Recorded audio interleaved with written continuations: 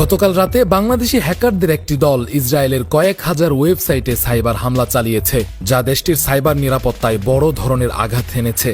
Bangladesh cyber defence নামের একটি Facebook page থেকে এই হামলার দায় স্বীকার করে জানানো হয়, তাদের এই আক্রমণে ইসরায়েলের কয়েক মিলিয়ন ডলার ক্ষতি হয়েছে।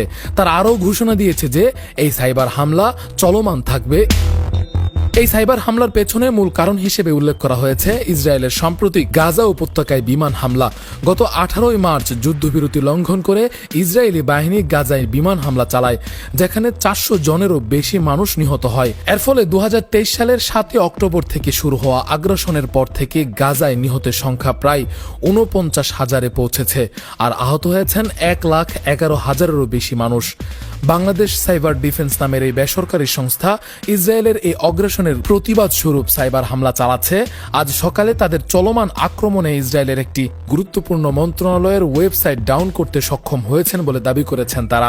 এ বিষয়ে বাংলাদেশ সাইবার ডিফেন্সের একজনের সাথে কথা বলে ফেস দ্য পিপল তিনি জানিয়েছেন, ইসরায়েল দখলদারদের যে অনলাইন নিপীড়ন হত্যাযজ্ঞ চলছে, এর বিরুদ্ধে আমরা প্রথম থেকে কাজ করে যাচ্ছি এবং তাদের সোশ্যাল মিডিয়া সহ বিভিন্ন ইম্পর্টেন্ট যে সেক্টরগুলো আছে সেগুলোতে আমরা প্রথম থেকে আক্রমণ করে যাচ্ছিলাম। তাদের যে সরকারি এবং গুরুত্বপূর্ণ নন গভর্নমেন্ট যে ওয়েবসাইটগুলো আছে এবং তাদের সার্ভার বা তথ্য ভান্ডারগুলো আছে সেগুলোতে আমরা আঘাত এনেছি। আমরা প্রথমে তাদেরকে লিস্ট করে তাদের গুরুত্বপূর্ণ ব্যাংক এবং তাদের শপিং সেন্টার, তাদের অনলাইন শপিং এগুলোতে আমরা ডাউন করেছি এবং তাদের বিভিন্ন সরকারি ওয়েবসাইট এবং তাদের গুরুত্বপূর্ণ নন গভর্নমেন্ট ওয়েবসাইটগুলো আমরা আমাদের আওতাধীন অবশ্যই রয়েছে।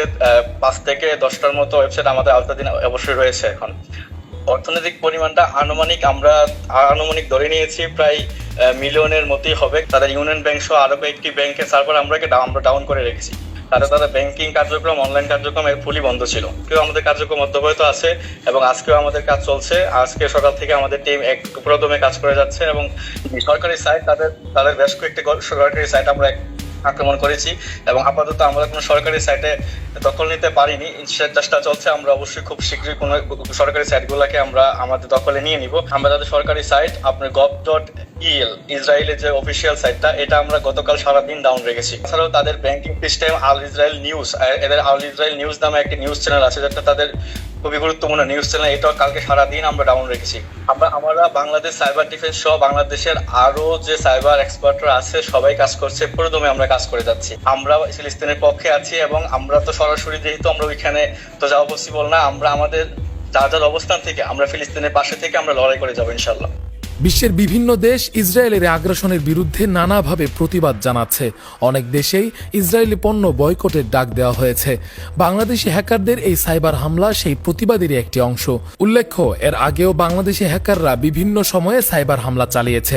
2023 সালের মে মাসে বাংলাদেশ সিভিলিয়ান ফোর্স নামে একটি হ্যাকার কমিউনিটি ইসরায়েলের 5টি সরকারি ওয়েবসাইট ডাউন সহ 14টি ওয়েবসাইট হ্যাক করে এবং দেশটির 700 নাগরিকের ব্যবহৃত কম্পিউটার দখল করে। তারা ইসরায়েলের সাবমেরিন সিস্টেম হ্যাক করে লাইভ ভিডিও বার্তাও দিয়েছিল।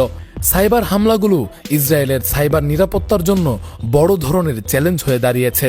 বিশেষজ্ঞরা মনে করছেন এই ধরনের হামলা ভবিষ্যতে আরও বৃদ্ধি পেতে পারে, যা আন্তর্জাতিক সাইবার নিরাপত্তা পরিস্থিতিকে আরও জটিল করে তুলবে।